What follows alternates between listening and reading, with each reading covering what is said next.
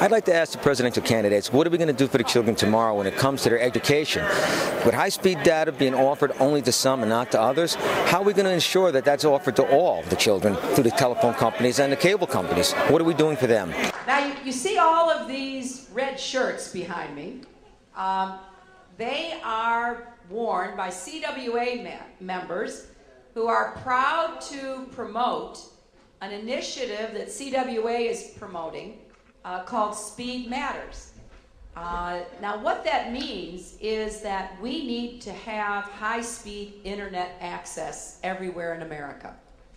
Because if we do, we will be more competitive, we will have more economic opportunities, and we can use it for learning and health care.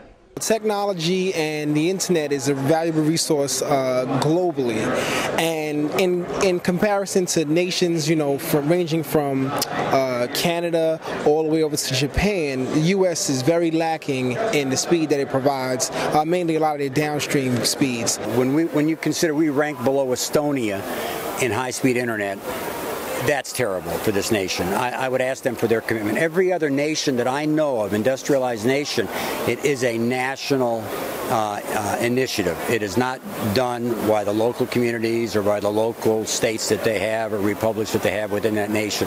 It's a national commitment to high-speed internet, and I think that has to be done here the same way. What we want to do is compete on the basis of innovation. We want to compete on the basis of investment.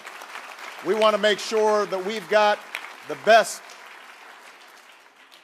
We want to make sure that we've got the best broadband lines in the world. The notion that somehow South Korea and other countries can invest in broadband lines and we can't do the same here in America makes absolutely no sense, and CWA understands that. We should be investing to make us the most internet linked of any economy in the world. High-speed internet will allow people to have home-based businesses, will allow young people to enjoy the same amenities as their urban cousins do.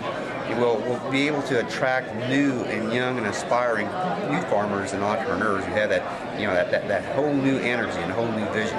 That's what's most important for the revitalization of rural America. If we actually want to strengthen smaller towns, smaller communities, we have to ensure that rural America and small towns in America have the ability to compete. And that means that the workers in small towns have access to the same technology that the rest of America has access to. That the healthcare providers in small towns have access to the same technology. That the educators and the schools have access to the same technology. All of this is about strengthening America and creating a level playing field. Speed matters, not just to help the disadvantaged cross the digital divide, but to give seniors access to health care by phone, help students take college courses online, assure our emergency response teams are connected, and help our universities exchange new scientific findings. The digital divide that exists really hinders on people's ability to be global citizens. We're moving at a really fast pace here in America and all over the world. And to be able to keep up with that in a non-intrusive way, which broadband internet provides, is amazing. The opportunities that exist for us to have access to information. Well, I want to thank the CWA, the Communication Workers of America, who have been my partners, or I've been their partner for the last 35 years. For making this a national push. There's a digital divide between communities with access to high-speed internet connections and those without it. And it exists not only in terms of income, but in terms of geography as well. I live in a more rural area, and we've been promised over the last few years that it's coming. It's coming. It's coming, but we haven't seen it yet. It's what I want to do as president as well here, to make sure that we provide that kind of access that'll make rural America have the same opportunities that other parts of the country in terms of access to information, the ability here to create economic opportunities for people to make choices about where they want to live and raise their families.